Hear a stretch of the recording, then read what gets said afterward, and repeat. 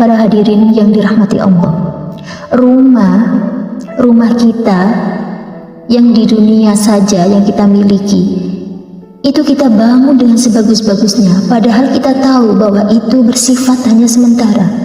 Sedangkan ini adalah bangunan istana yang dibangunkan oleh Allah di surga. Akankah kita menyia-nyiakannya?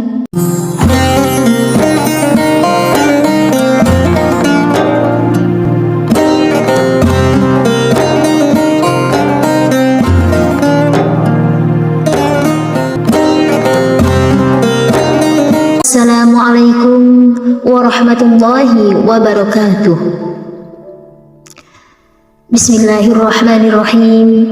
Alhamdulillahi rabbil alamin, wa bihi nasta'in wa ala umuri dunya waddin. Allahumma fasholli wa sallim wa barik wa tarham wa tahannan ala abdika wa rasulik Sayyidina Muhammad wa ala alihi wa ashabihi wa man tabi'a hudah, amma ba'd. Hadratal muhtaramin, para alim, para ulama, para sesepuh, bini sepuh yang saya hormati, pimpinan Fatayat Anak Cabang Laren, yang saya cintai, sahabat Fatayat di seluruh Nusantara, khususnya sahabat Fatayat Laren, dan juga para pemirsa channel YouTube Fatayat NU Laren yang dirahmati Allah. Hamdan syukran lillahi rabbil alamin. Segala puji patutlah kita haturkan kepada Allah subhanahu wa ta'ala yang telah memberikan kita semua rahmat, inayah dan hidayahnya, sehingga pada tahun ini kita masih bisa berjumpa dengan bulan Ramadan yang penuh dengan keberkahan, yang penuh dengan ampunan dan berlipat pahala. Sholawat serta salam semoga senantiasa mengalir deras kepada Nabi Agung Muhammad Sallallahu Alaihi Wasallam yang telah menunjukkan kita dari jalan kegelapan menuju jalan yang terang benderang, yang telah menunjukkan kita dari perkara-perkara yang batil yang harus kita hindari pada perkara-perkara yang hak yang harus kita lakukan. Hadirin yang dirahmati Allah, di bulan Ramadan yang penuh barokah dan penuh pahala ini, marilah kita memanfaatkannya untuk lebih memperbanyak amal kebaikan. Dan di antara amal kebaikan, ada 3 amalan di bulan Ramadan. Ada 3 amalan pokok di bulan Ramadan untuk meningkatkan ketakwaan kita kepada Allah subhanahu wa ta'ala. Amalan yang pertama adalah meningkatkan sholat.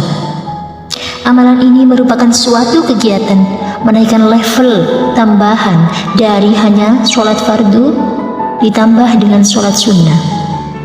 Contohnya saja sholat rawatib. Sholat rawatib yang kita lakukan adalah sholat yang menentukan untuk memperbaiki sholat fardu. Contohnya saja sholat rawatib. Sholat rawatib yang kita lakukan adalah sholat yang menentukan untuk memperbaiki sholat fardu. Sholat rawatib bisa dilakukan sebagai penyempurna sholat fardu.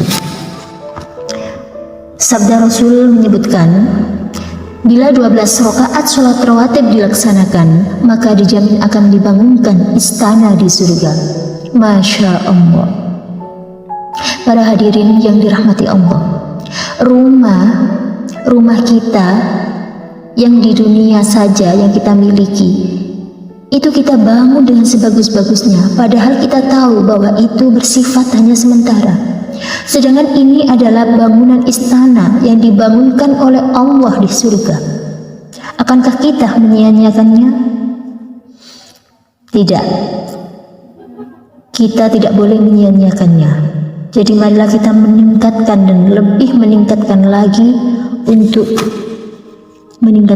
sholat. Hadirin yang dirahmati Allah. Kemudian amalan yang kedua adalah memperbanyak berinteraksi dengan Al-Quran. Lalu bagaimana caranya? Yaitu dengan memperbanyak membaca atau qiraah, mengkaji tilawah Al-Quran. Di hadis Muslim disebutkan bahwa mengkaji tilawah Al-Quran akan mendapat pahala yang banyak. Jadi ketika kita melakukan mengkaji tilawah Al-Quran, ada keutamaan lagi yang terdapat dalam amalan tersebut. Yang pertama, selama mengaji, rahmat Allah akan dibentangkan kepada kita. Masya Allah, sungguh itu adalah nikmah yang luar biasa. Berapa rahmat Allah kita tak akan dapat menghitungnya. Dan kemudian jika ingin berdoa, akan dikabulkan oleh Allah. Jika beristighfar, akan diampuni oleh Allah. Dan kita juga akan mendapatkan ketenangan jiwa yang diberikan oleh Allah kepada kita. Adapun amalan yang ketiga adalah berinfak. Hadis dari Ibnu Abbas bahwa Rasulullah Shallallahu Alaihi Wasallam adalah seorang yang sangat dermawan, dan beliau bertambah kedermawanannya lagi ketika bulan Ramadan. Lalu apa yang dilakukan oleh Rasul? Yakni mendukung sahabat siapapun yang mempunyai anggaran untuk infak, disiapkan sebelum Ramadan dan tak harus berupa uang, makanan pun bisa. Disiapkan sebelum Ramadan dan tak harus berupa uang, makanan pun bisa. Terdapat lagi hadis At-Tirmidzi yang menyebutkan, barang siapa yang memfasilitasi buka puasa dengan sebiji kurma dan air, maka orang tersebut mendapatkan pahala tanpa dikurang sedikit pun. Masya Allah, betapa amalan-amalan yang seringan itu kita dapat mendapatkan pahala yang berlipat ganda dengan melakukannya.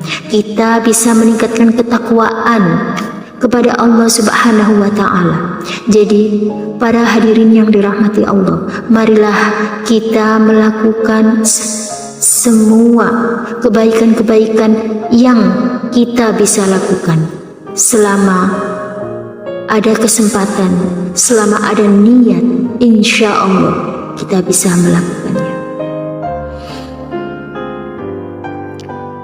Dari sini semoga apa yang saya sampaikan membawa manfaat dan keberkahan bagi kita semua. Wabillahi taufiq wal hidayah wa ridha wal inayah. Assalamualaikum warahmatullahi wabarakatuh.